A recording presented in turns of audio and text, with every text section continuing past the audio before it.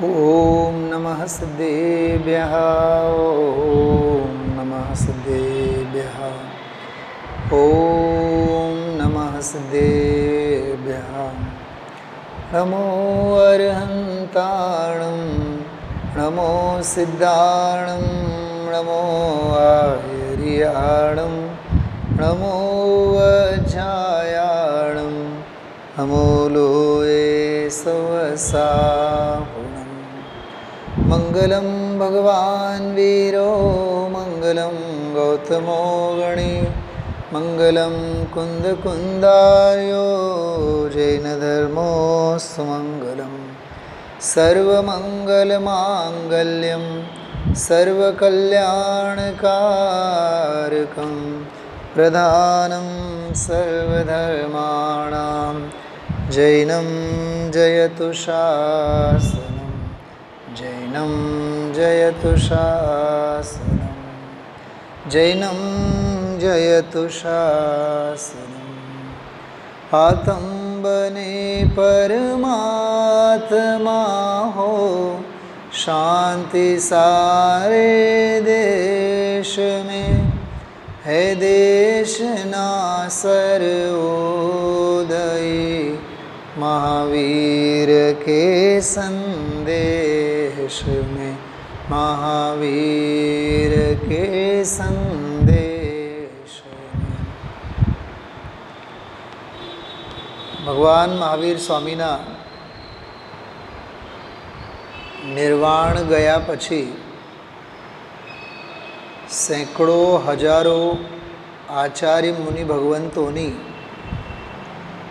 JOA अखूट अने पारावार अनगिनत श्रुत परंपरा शब्दों में निबद्ध करीने शास्त्रबद्ध करीने आपणी सामे धर्मनो महामूलो वारसो मूकी गया है। भगवान महावीर तीर्थंकर भगवान महावीर और उनकी आचार्य परंपरा एना नामे 4 वॉल्यूम है, 4 पुस्तकों है। दरेके दरेक ग्रंथ में 100-200 मुनिराजोनो आचार्य मुनि भगवंतोनी परंपरानो एमां परिचय है। कम से कम 400-500 मुनि आचार्य मुनि भगवंतो एमनु जीवन एमनी शास्त्र परंपरा शास्त्र कर्तृत्व जीवन अने कवन एम आपणे कही शकीए। एमाना श्रुतधर आचार्योमाना एक आचार्य छे 5મી અને 6ठी शताब्दीमां थयेला आचार्य पूज्यपाद। आचार्य पूज्यपाद एमनु मूळ नाम छे देवनंदी। ख्याल में आवे छे? दामजी भाई संभळाय छे? तो देवनंदी आचार्य पूज्यपाद जिनेन्द्र बुद्धिना नामे पण ओळखाय छे। जिनेन्द्र बुद्धि એટલે જેવી રીતે जिनेन्द्र ભગવંતોનું કેવળ જ્ઞાન હોય એવી રીતે સ્પષ્ટ અને ચોખ્ખું જેમની બુદ્ધિ એમનું નામ जिनेन्द्र बुद्धि। અને હમણાં ગુરુદેવશ્રીએ ફરમાવ્યા સ્વર્ગના દેવો વગેરે આવીને જેમના ચરણોની પૂજા કરી માટે તેઓ પૂજ્યપાદ આવ્યો ને। પૂજ્યપાદ શબ્દનો અર્થ ગુરુદેવશ્રી આજે કર્યો। ઘણી બધી બાબતો આચાર્ય પૂજ્યપાદ અંગે સમજવા અને જાણવા જેવી છે। મૂળ મુદ્દાની 2 વાત હું કરીશ, 2 થી 3 વાત કરીશ। સૌથી પહેલો 3 પ્રકારની શુદ્ધિ ગણવામાં આવે છે, મનોશુદ્ધિ, વચન શુદ્ધિ અને કાય શુદ્ધિ।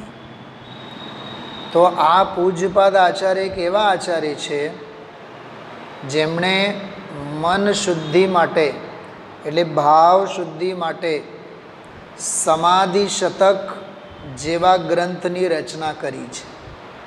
જે સમાધિ શતક અને શાસ્ત્રનો સ્વાધ્યાય આપણે આજથી પ્રારંભ કરેલ છે એ મન શુદ્ધિ માટે લખેલો શાસ્ત્ર છે। સમાધિ શતક અને ઇષ્ટોપદેશ આ બે ગ્રંથો મનોશુદ્ધિ માટેના ગ્રંથો છે. ભાવ શુદ્ધિ, ચિત્ત શુદ્ધિ પણ આપણે જેને કહીએ. વચન શુદ્ધિ, તો વચન શુદ્ધિ એટલે વાણી, વાગ વ્યવહાર, શાદવાદ શૈલી, વચન વ્યવહાર એના પરિશીલન અને એની શુદ્ધિ માટે પૂજ્યપાદ આચાર્ય ગ્રંથ લખ્યું છે જૈનેન્દ્ર વ્યાકરણ. શૈલાબેન સંભળાય છે બરાબર કે જૈનેન્દ્ર વ્યાકરણ નામનો એમણે ગ્રંથ લખ્યું છે. અને જૈનેન્દ્ર વ્યાકરણ ઉપર આજે વૃત્તિઓ એટલે ટીકાઓ પણ જોવા મળે છે. અને આપણા પૂજ્ય ગુરુદેવશ્રીએ ઉમરાળામાં, હવે સાંભળજો, બહુ રોમાંચકારી વાત કરું છું, ઉમરાળામાં ધૂળી નિશાળમાં જે સૌથી પહેલાં સંસ્કૃતનો સૂત્રનો અભ્યાસ કરેલો સિદ્ધો વર્ણો સમામ્નાયઃ, સંભળાનો બધાને, સિદ્ધો વર્ણો સમામ્નાયઃ એટલે વર્ણો, વર્ણ એટલે અક્ષરો, શબ્દોની, વર્ણોની પરંપરા અનાદિકાળથી સનાતન પરંપરાએ ચાલી આવે છે. વર્ણોની, શબ્દોની કોઈ રચનાકાર ન હોય, કોઈ રચના નથી કરતા, એ અનાદિકાળથી સ્વયંભૂ રીતે ચાલી આવે છે. એ જે સિદ્ધો વર્ણો સમામ્નાયઃ મંત્ર છે એ જૈનેન્દ્ર વ્યાકરણમાં સૌથી પહેલો સૂત્ર છે. સૌથી પહેલામાં પહેલો સૂત્ર લખેલું છે. કાતંત્ર વ્યાકરણમાં પણ એ વાત આવે છે. કાતંત્ર વ્યાકરણ પણ બહુ પ્રાચીન વ્યાકરણ ગ્રંથ છે. ખાસ કરીને આ સિદ્ધો વર્ણો સમામ્નાયઃ એ વર્ણોની, શબ્દોની, અક્ષરોની પરંપરા અનાદિકાળથી છે, સ્વયં સિદ્ધ છે.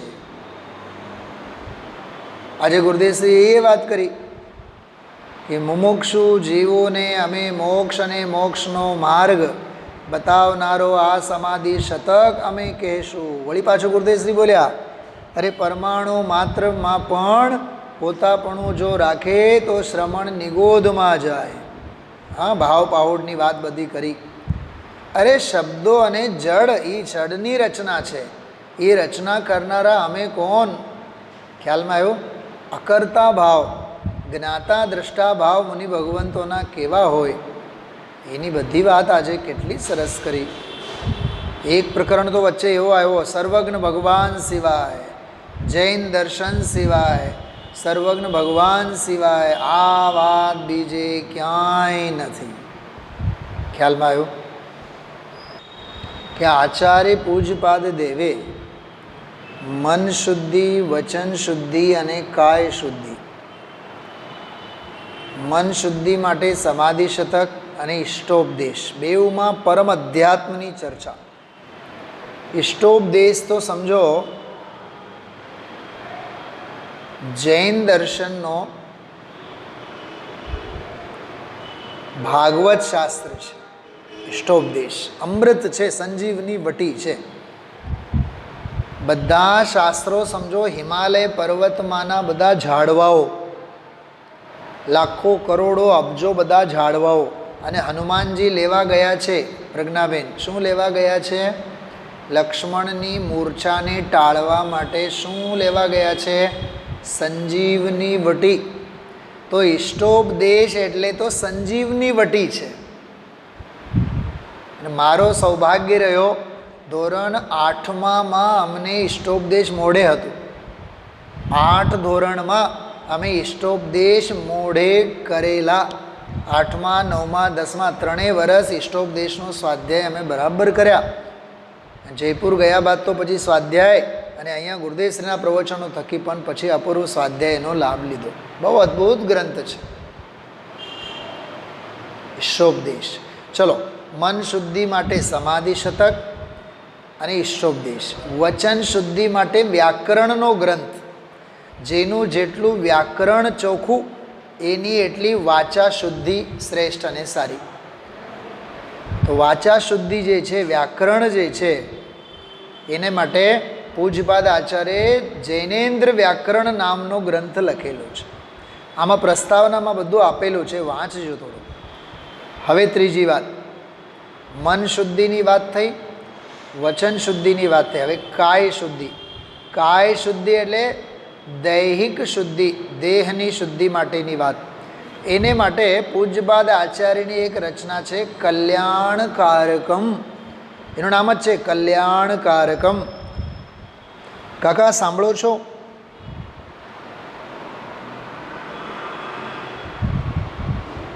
હા સાંભળો, ધ્યાનથી સાંભળો.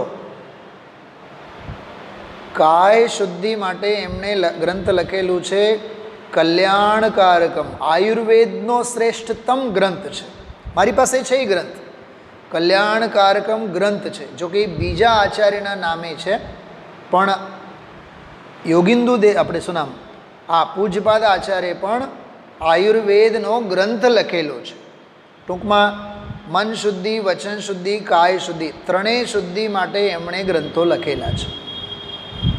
ચલો, આ તો થયો એમનો સર્વસામાન્ય સાહિત્યની, ખેવનાની અને ખેડાણની વાત મેં કરી. બીજી વાત, મેં 3 વાત કરવાનો છું, એમાં પહેલી વાત પૂરી થઈ ગઈ. બીજી વાત, આજે ગુરુદેવશ્રીએ કીધું હતું કે સંવત 49માં આચાર્ય કુંદ દેવ વિદેહમાં ગયા.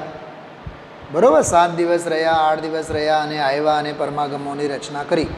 પણ એવું કહેવાય છે પૂજ્યપાદ આચાર્ય દેવ તો વારંવાર વિદેહ ક્ષેત્રમાં જતા.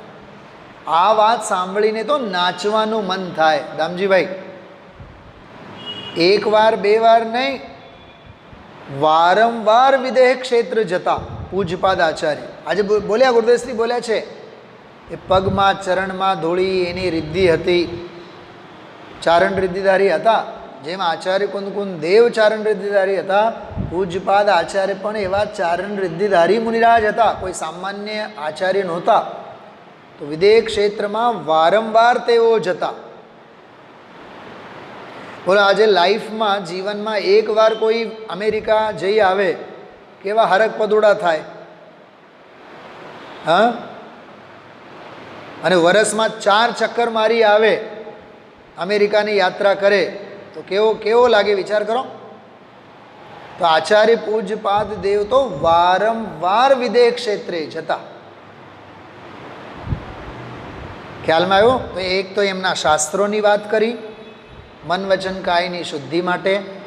વિદેહ ક્ષેત્રની વાત કરી, બરાબર, વિદેહ ક્ષેત્રની વાત કરી, વારંવાર જતા. અને ત્રીજી અદ્ભુત વાત છે કે પૂજ્યપાદ આચાર્ય સમંતભદ્ર આચાર્યના અને કુંદ આચાર્ય દેવના 400-500 વર્ષ પછી, 5મી 6ઠી શતાબ્દીમાં થયા, લગભગ 500 વર્ષ પછી, 500-600 વર્ષ, 500 થી 700 વર્ષના ગાળામાં થયા આચાર્ય કુંદ દેવ પછી. પણ એમણે આચાર્ય કુંદ દેવનો અધ્યાત્મ, આચાર્ય કુંદ દેવનો અનુશાસન અને આચાર્ય કુંદ દેવની દશભક્તિ, એ બધો જ એમને સાર ગ્રહણ કરીને 10 ભક્તિઓની પણ રચના એમણે કરી છે. આ સમાધિ શતકમાં તમને ભાવ પાહુડની ઘણી ગાથાઓ આમાં આપણને દેખાય. અને ઇષ્ટોપદેશમાં તો મોક્ષ પાહુડની ઘણી ગાથાઓના મૂળ સાર લીધેલા છે. મોક્ષ પાહુડ તો આચાર્ય કુંદ દેવના સાહિત્યમાંથી ઘણું બધું લઈને એટલું સરસ એમને બધું લખેલું છે કે જેની કોઈ મહિમાનો પાર ન મળે. તો આ પૂજ્યપાદ આચાર્યનો થોડોક જીવન પરિચય મેં તમને આપ્યું છે. વિચાર કરો, આપણે મન શુદ્ધિ માટે શું કરીએ છીએ? કમસે કમ માળા તો ફેરવીએ, કમસે કમ 1-2 કલાક સત્સંગ તો કરીએ. પૂજ્યપાદ આચાર્ય તો એના માટે તો શાસ્ત્ર લખે છે, મન શુદ્ધિ માટે, ચિત્ત શુદ્ધિ માટે. વચન શુદ્ધિ માટે આપણે શું કરીએ છીએ? બોલો, સાચું બોલવા માટે શીખવું પડે. હિત મિત અને પ્રિય વાણીનો વ્યવહાર કરવા માટે શાસ્ત્રો અને સત્સંગ કરવો પડે, તો એ ભાષા સૌષ્ઠવ અને ભાષા સૌંદર્ય આપણામાં આવે. પૂજ્યપાદ આચાર્ય તો જૈનેન્દ્ર વ્યાકરણ ગ્રંથ લખે છે. કાય શુદ્ધિ માટે આયુર્વેદ, દેવીબેન એ જે કલ્યાણકારક મારી પાસે PDF છે, તમને મોકલી આપીશ. સિઝરિન કેમ કરાય 2000 વર્ષ પહેલાં આચાર્ય મુનિ ભગવંતોએ લખેલું છે. સિઝરિન એ આજકાલ જે બધા ગાયનાકોલોજિસ્ટો બધા જે સિઝરિન કરે ને, પેટ ફાડીને બાળકને કાઢે, તો સિઝરિનનું સિસ્ટમ કેવું હોય એનું વર્ણન 1000, 1200, 1500 વર્ષ પહેલાં. અરે શરદી થાય તો શું કરવાનું, ઉધરસ થાય તો શું કરવાનું, ઝાડા થાય તો શું કરવાનું, પેટ બહુ આમ ઘટ્ટ બની રહે, પથ્થર જેવું થાય તો ઝાડા કેમ લાગે, અને ઝાડા જો લાગેલા હોય તો એને બંધ કેમ કરવાનું, શરીરમાં પાણીનું પ્રમાણ કેમ રહેવાનું, સોસ કેમ ન લાગે, માથું કેમ ન દુખે, નાનામાં નાની બીમારી. આ ડબલ સમયસારનો જે ગ્રંથ છે ને આવડો, એનાથી ડબલ આવડો મોટો ગ્રંથ છે કલ્યાણકારકમ. મારી પાસે હાર્ડ કોપીમાં છે ઘરે. એટલું સરસ શાસ્ત્ર છે. ઘરગથ્થુ જે ઉપાયો, હળદર, મરી, મરચું, હિંગ, સરસવના તેલ, આ બધા જ ઉપાયો જે આજકાલ આપણે યુટ્યુબ ઉપર બધા મોટિવેશનલ સ્પીચમાં અને બધા આયુર્વેદમાં આપણે સાંભળતા હોય છીએ. આપણા આચાર્ય મુનિ ભગવંતોએ આયુર્વેદ ઉપર પણ એટલો જ કામ કરેલો છે. અધ્યાત્મ સમજાવ્યા છે તો આયુર્વેદ પણ સમજાવ્યા છે. આત્મવિજ્ઞાન અંગે પણ લખ્યું છે તો શરીર વિજ્ઞાન અંગે પણ ઘણું લખ્યું છે. આત્મા કેમ સ્વસ્થ રહે અને આત્મામાં કેમ સ્વસ્થ રહેવાય એની વાત તો કરી જ છે, પણ શરીર કેમ સ્વસ્થ રહે એની પણ વાત આચાર્ય મુનિ ભગવંતોએ કરી છે. તો આવો આ અદ્ભુત સમાધિ શતકનો અદ્ભુત આનંદમયી સ્વાધ્યાય આજે આપણે મંગલમય પ્રભાતે શરૂ કર્યું. અને આ જે ગ્રંથ આપણા હાથોમાં છે, બહુ ઓછા છે આમ તો, પણ આ ગ્રંથની એક વિશેષતા છે. એક તો આનો મુખપૃષ્ઠ જે છે ને એમ્બોસ કરેલો, તમે જુઓ કેવા દેખાય છે, એમાં ભગવાન કેવા દેખાય છે તમે જુઓ. ઉપસી આવેલા આચાર્ય કુંદ દેવ, પૂજ ગુરુદેવ, બધું આમ ઉપસી આવેલા આપણને દેખાય. આમ કેવા દેખાય છે તમે વિચાર તો કરો, કેટલા સરસ આમ લાગે આના ઉપર. એક તો એ વાત. બીજી વાત, દરેક વ્યાખ્યાનમાં શરૂઆતમાં પૂજ ગુરુદેવ શ્રી જે પૂરેપૂરું માંગલિક ગાય છે, માંગલિક આમાં છપાયેલું છે. અત્યાર સુધીના કોઈ શાસ્ત્રોમાં માંગલિક છપાયેલો નથી. એ આ સમાધિ શતક ગ્રંથ જે આ પ્રવચનો છે, સમાધિની સ્વતંત્રતા, આમાં 10 ભાગ છે. આ દરેક પ્રવચનમાં આ માંગલિક ગુરુદેવશ્રી જે માંગલિક મહામંગલમય માંગલિક ગાય છે, એ માંગલિક આમાં છપાયેલું છે. ખ્યાલમાં આવ્યું? તો આવી રીતે આ બહુ અદ્ભુત સમાધિ શતક ઉપરના જે પૂજ ગુરુદેવશ્રીના માર્મિક પ્રવચનો, તે પ્રવચનોનો સ્વાધ્યાય આપણે આમાં હવે આવતા ઘણા દિવસો સુધી કરશું. અને આપ એની પ્રસ્તાવના જે છે, પ્રસ્તાવનામાં ઘણી બધી બાબતોની નોંધ આમાં લીધેલી છે. આપ સૌ એ પરિચય 1 વાર નહીં, 2 વાર નહીં, 3 વાર, 4 વાર ચોક્કસ વાંચજો, બહુ આનંદ આવશે. જો આમાં શરૂઆતમાં એક વાત લખેલી છે, સમાધિ તંત્ર અથવા સમાધિ શતક. શતક કહેતા 100 શ્લોકોની એક પરંપરા હતી. પછી 101, 105 એવું પણ હોય, વિષમ સંખ્યા હોય. પણ સમાધિ શતક અથવા સમાધિ તંત્ર, વાહ, તંત્ર શબ્દ છે ને વધારે પડતો અર્થપૂર્ણ છે. તંત્ર એટલે શાસન થાય. તંત્રના, મંત્રના એમ કહીને આપણે, મંત્ર કહો, તંત્ર કહો. હવે તો આ પંચમકાળમાં બધે ષડયંત્ર છે. એ આચાર્ય મુનિ ભગવંતોના કાળમાં તંત્ર યુગ હતું. તંત્ર એટલે શાસન. મંત્ર યુગ હતું, મંત્રોચ્ચાર વગેરે બોલાતા. હવે તો તંત્રે ગયા અને મંત્રે ગયા. હવે તો પ્રજ્ઞાબેન ષડયંત્ર આવ્યા. બસ એકબીજા અંગે ષડયંત્ર કરો, કાન બંબેરણા કરો, મગજમારી કરો, ટાંગા ખેંચ કરો. આ મહાપાપી જેવો ષડયંત્ર નહીં કરે તો શું કરે? અને આ મહાપુરુષો સમાધિ તંત્ર જેવા તંત્ર શાસ્ત્રોની રચના નહીં કરે તો શેની રચના કરે? ખ્યાલમાં આવ્યું કંઈક? વિચાર આવ્યું તું? તંત્ર, મંત્ર, ષડયંત્ર. બીજું આવે છે યંત્ર. આ વિજ્ઞાનના યુગમાં યાંત્રિક યુગ છે. એટીએમ મશીન આવે, આ મોબાઈલ, આ યંત્ર યુગ છે. આ યંત્ર યુગ. આપણે તો એનાથી આગળ છીએ, ષડયંત્ર યુગના. આ યંત્રો સાથે પણ મિત્રતા સાધીએ ને તો આત્મકલ્યાણનો માર્ગ મોકળો થાય. પણ મન જ એટલું મલિન છે, ષડયંત્ર સિવાય કાંઈ ગમતું નથી. યંત્ર, મંત્ર, તંત્ર, ષડયંત્ર, હા, સમાધિ તંત્ર. શું ગુરુદેવશ્રી ખીલ્યા હતા આજે શરૂઆતમાં 10-12 મિનિટ 15 મિનિટ સુધી સ્વરૂપની દ્રષ્ટિ, સ્વરૂપનું જ્ઞાન, સ્વરૂપનું આચરણ, સ્વરૂપમાં ઠરવું, એ જ મોક્ષ માર્ગ છે, એ જ સમાધિ છે. બોલો, સમાધિ એટલે રત્નત્રય રૂપ પરિણામ, મોક્ષ માર્ગ. એ સિવાય સમાધિ એટલે બીજું કાંઈ નહીં. સમાધિ એટલે ઓલો બાવા જે જીવતે જીવ જમીનમાં દટાઈ જાય એ સમાધિ નહીં. સમાધિ એટલે મરણ નહીં. એક વાક્ય યાદ રાખજો, સમાધિ મરણનું નામ નથી, સમાધિ જીવનનું નામ છે. સમાધિ એટલે મરણનું નામ નથી, યાદ રાખજો. ઘણા કહેતા હોય સમાધિ લઈ લીધી. સમાધિ બમાધિ ન હોય. સમાધિ એટલે સ્વરૂપની શ્રદ્ધા, સ્વરૂપનું જ્ઞાન, સ્વરૂપનું આચરણ, એ સમાધિ છે.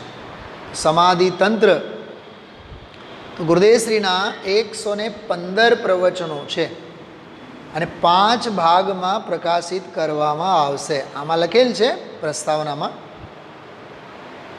અને સમાધિની સ્વતંત્રતા ભાગ 1 તે 6ઠું પુસ્તક છે, જે બોરીવલીથી સુધારેલી આવૃત્તિ છપાયેલી છે. કુલ 115 પુસ્તકો, ગ્રંથો ગુરુદેવશ્રીના પ્રવચનો છે. અને આ જેટલા ભાગ આપણા સમક્ષ આવશે 5-6 એ આવશે, એ કાળક્રમ પ્રમાણે આવશે. હું હવે પહેલો દિવસ છે આપણો, પરિચય તો મેં બધો આપ સૌને બતાવ્યો છે. અદ્ભુત મંગલાચરણ છે. એનાત્મા બુદ્ધ્યતાત્મૈવ પરત્વેનૈવ ચાપરમ અક્ષયાનંત બોધાય તસ્મૈ સિદ્ધાત્મને નમઃ. તસ્મૈ સિદ્ધાત્મને નમઃ. તસ્મૈ અક્ષય અનંત બોધાય સિદ્ધાત્મને નમઃ. એવા તે અક્ષય, અનંત અને બોધ એટલે જ્ઞાન સ્વરૂપી, અનુપમ જ્ઞાન સ્વરૂપી તે સિદ્ધોને હું નમસ્કાર કરું છું. કેવા છે સિદ્ધો? પહેલી લીટીમાં, જેણે આત્માને આત્મા તરીકે જાણ્યું છે, પરને પર તરીકે જાણ્યું છે. વાહ, મને તો એટલો આનંદ આવ્યો, શું કહું તમને. આટલી વાત સાંભળીને એટલો આનંદ આવ્યો. નિજ કો નિજ પર કો પર જાન, જીવન થોડા રહા. વાહ, આટલો જ છે આ અધ્યાત્મ.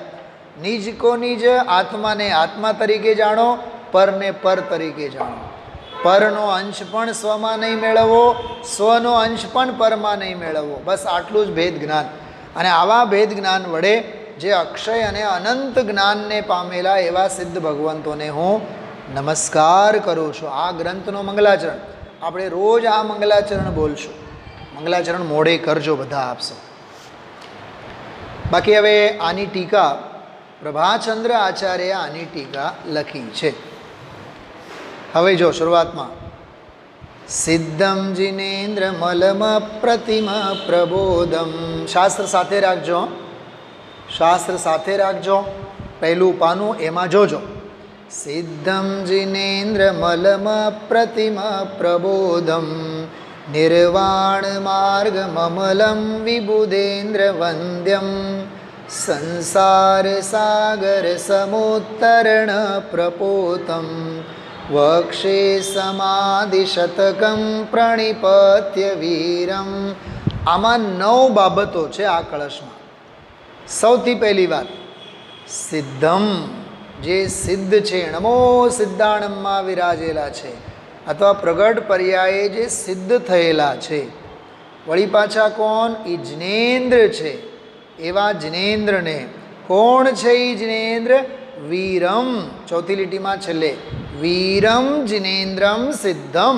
ભગવાન મહાવીર સ્વામી જે જિનેન્દ્ર છે, જે સિદ્ધ છે. જો જિનેન્દ્ર કહીને નમો અરહંતાણમ કીધું અને સિદ્ધ કહીને નમો સિદ્ધાણમ કીધું. સાંભળો છો બધાય? પકડાય છે વાત? જિનેન્દ્ર કહીને અરહંત કીધું તીર્થંકર ભગવાન, અને સિદ્ધમ કહીને સિદ્ધ ભગવાન કીધું કે અમે ભગવાન મહાવીર એવા તે અરહંત અવસ્થામાં વિરાજેલા, તીર્થંકર અરહંત અવસ્થામાં વિરાજેલા અને સિદ્ધ અવસ્થામાં વિરાજેલા એમને પ્રણિપત્ય પ્રણામ નમસ્કાર કરીને વળી પાછા કેવા છે તે કહે છે અમલમ અપ્રતિમ પ્રમોદમ. જેનો અનુપમ જ્ઞાન છે, જે અનુપમ જ્ઞાનવાન છે, ટૂંકમાં અનંત જ્ઞાની છે, એના જેવો કોઈને તે જ્ઞાન નથી. અપ્રતિમ પ્રબોધમ. અપ્રતિમ એટલે અપ્રતિમ જેમનું જ્ઞાન છે એવા સિદ્ધ અને અરહંત ભગવાન જેવા વીર સ્વામીને નિર્વાણ માર્ગમ અમલમ, અને અમલ એવા નિર્વાણ માર્ગ, નિર્મળ મોક્ષ માર્ગ સ્વરૂપ છે. કોણ છે? ભગવાન મહાવીર સ્વામી સાક્ષાત નિર્મળ મોક્ષ માર્ગ સ્વરૂપ છે. અને પછી કહે છે વિબુધ ઇન્દ્ર વંદ્યમ. બુદ્ધિશાળી એવા બૃહસ્પતિ જેવા દેવો વડે વંદનીય છે, સૌ ઇન્દ્રો વડે વંદનીય છે. અને પછી ત્રીજી લીટીમાં બહુ સરસ વિશેષણ આપ્યો સંસાર સાગર સમુત્તરણ પ્રપોતમ.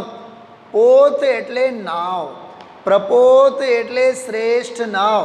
સંસાર સાગર તારવા એમ જે ગાઈએ ને આપણે એ નૌકા, તો અહીં છે કે સંસાર સાગરથી પાર ઉતારવા માટે જે નૌકા સમાન છે એવા ભગવાન મહાવીર સ્વામીને હું વંદન કરીને સમાધિ શતક કહીશ. ટૂંકમાં સમાધિ શતકની રચના હું કરીશ. એવી રીતે આ ટીકાકારનો મંગલાચરણ.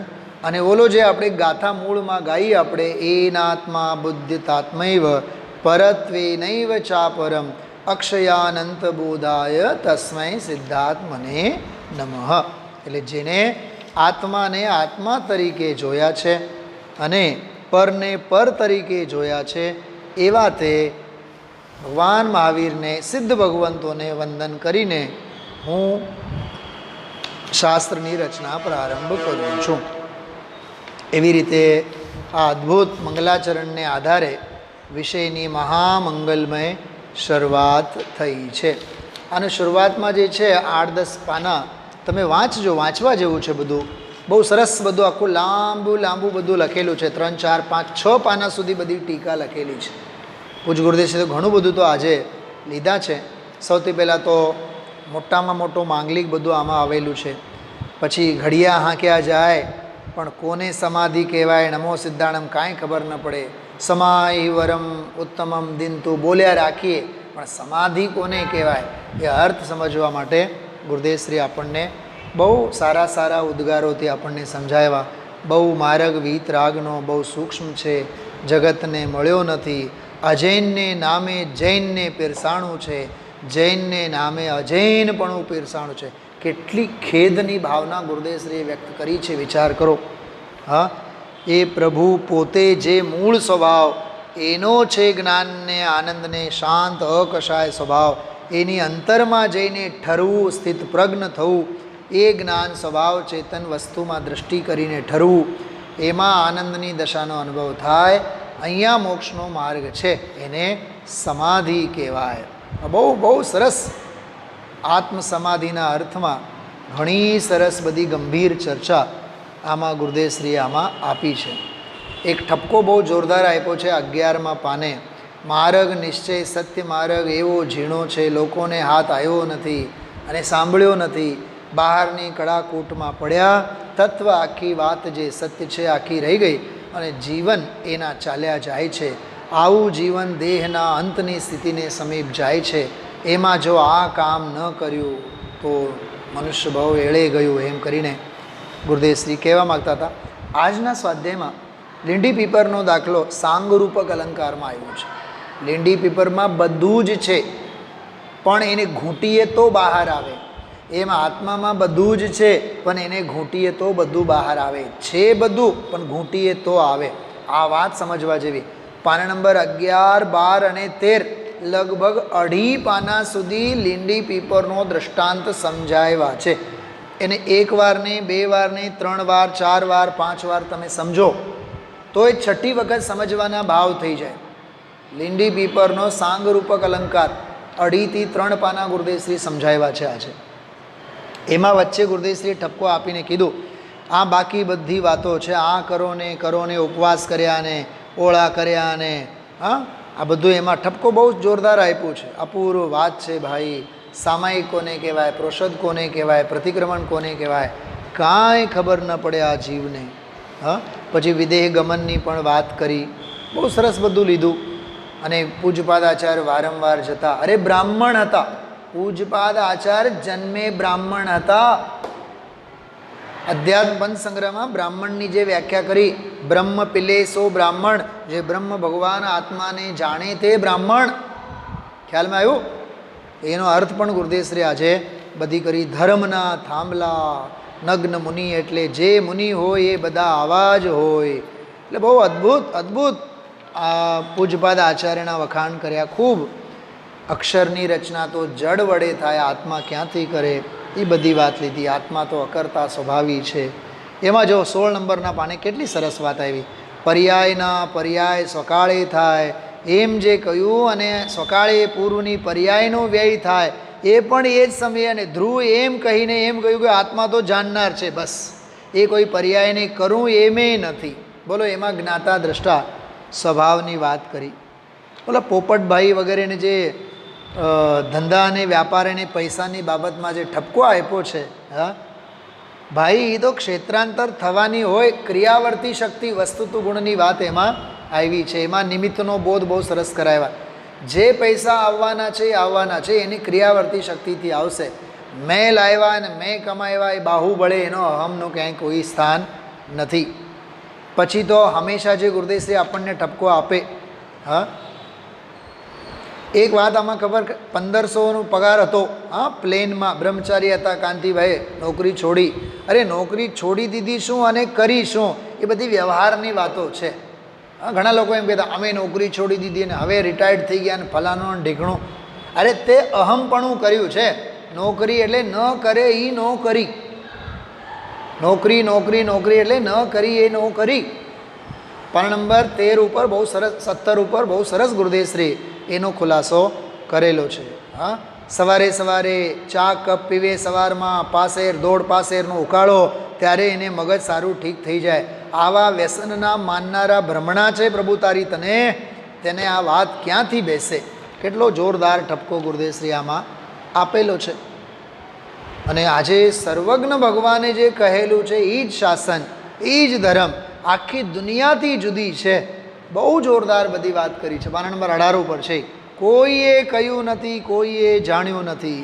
આહા હા હા, અરે રે આ વાત કેમ બેસે.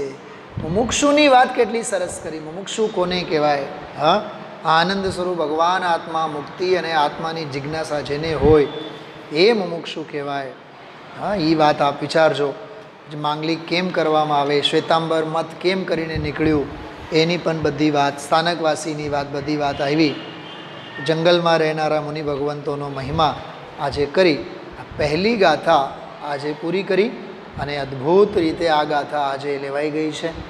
સમગ્ર લક્ષી આજનો જે પ્રવચન પૂજપાદ આચાર્યનો જીવન પરિચય, એના અંગે મેં બધી વાત કરી છે. બરાબર. આ સાથે હું વિરામ લઉં છું. સંપૂર્ણ બધા જ પ્રવચનો આપણે ખૂબ ભાવ ભક્તિથી બહિરાત્મા, અંતરાત્મા અને પરમાત્મા એનું સ્વરૂપ સમજાવીને આપણને સમાધિની અપૂર્વ શિક્ષા આ સમાધિ શતક ગ્રંથમાં આપણને સાંભળવા મળશે, માણવા મળશે. ખૂબ માણીએ એવી મંગલ ભાવનાથી વિરામ લઉં છું. ઓમ નમઃ સિદ્ધેભ્યઃ.